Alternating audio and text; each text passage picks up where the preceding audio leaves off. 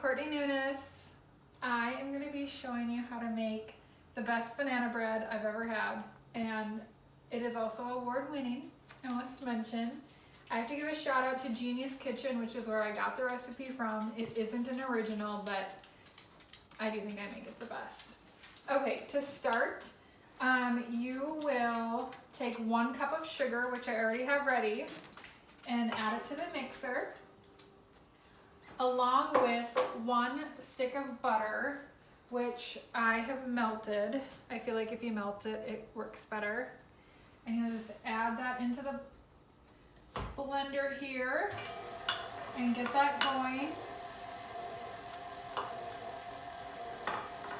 And then you want to mix it until it's completely mixed. And then after it is creamed together, the sugar and butter, you will add 4 bananas. So the bananas you do have to mash. So I would suggest adding them to the microwave for a minute. So heat the bananas up for a minute, 4 of them. And then you want to mash it till it's all totally soft and there aren't lumps. This can get tiring. One of the best ways to do it I've found is by turning the bowl to its side and just pushing down with the fork against the side of the bowl. Make sure you microwave it in a microwavable, safe bowl. And then once it's totally mashed, you will add 2 eggs to the banana mix. And then we're going to stir in the eggs. Don't mind my dog. And you want to mix it up until the eggs are totally mixed up within the bananas. You can see that. And then we'll turn the blender back on. And we're going to add the banana and egg mixture.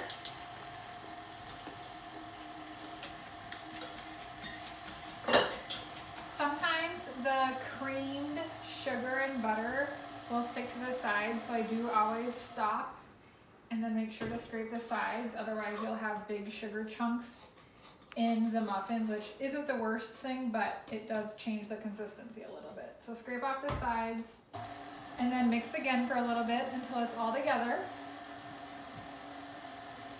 And then we're gonna add the dry ingredients. So I don't have a sifter, but I feel like a whisk works just as well when mixing the dry ingredients. And you're going to need 1.5 cups of flour. I've got a cup measuring scoop here.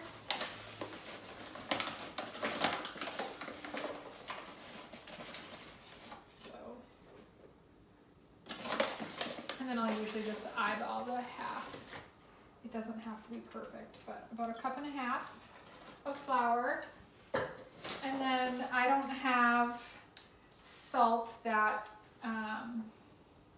is like in a container that you can just measure out. So with a grinder, I'll usually do like 5 or 6 grinds of sea salt. So 1, 2, 3, 4, 5.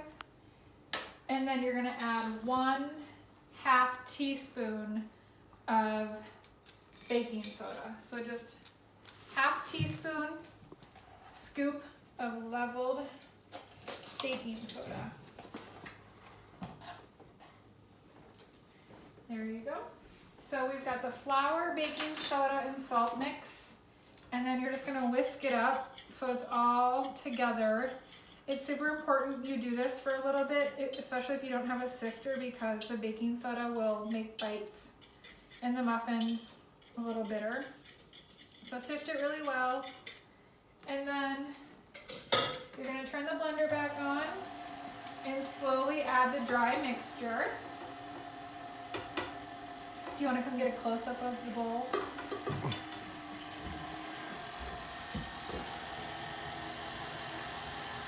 And then once it's all mixed up,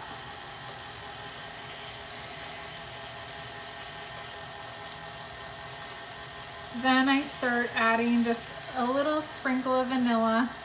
I always add more than you're supposed to. It says to do 1/2 teaspoon, but I probably do at least 1 full teaspoon because I love vanilla. And then we'll stop it, scrape the sides, make sure nothing is stuck.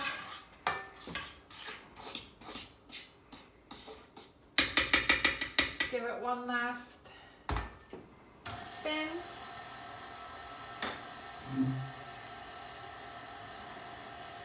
That should be good. And then even though this is a banana bread recipe, we like it best in muffin tins because the top part of the banana bread is the best part.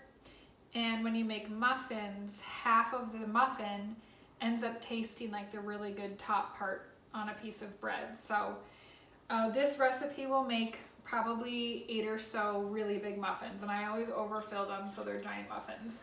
So you'll just lightly spray the pan, and then I like to use a half cup measuring spoon or measuring cup, and then you'll just scoop them in. Do you want to come here and I'll show you how much to fill it up? I'll scoop it in right to the top level with the tin, and then you just do this until you run out of dough, and then when they're done it will go over the tin a little bit and you'll have about 1 centimeter to 1 inch overflow. And then you put these in the oven and bake them for 18 minutes and then just check on them. I like mine to be a little bit not raw but not overcooked, so 18 minutes to start, and then just reset the timer for a couple minutes at a time until they look good to you.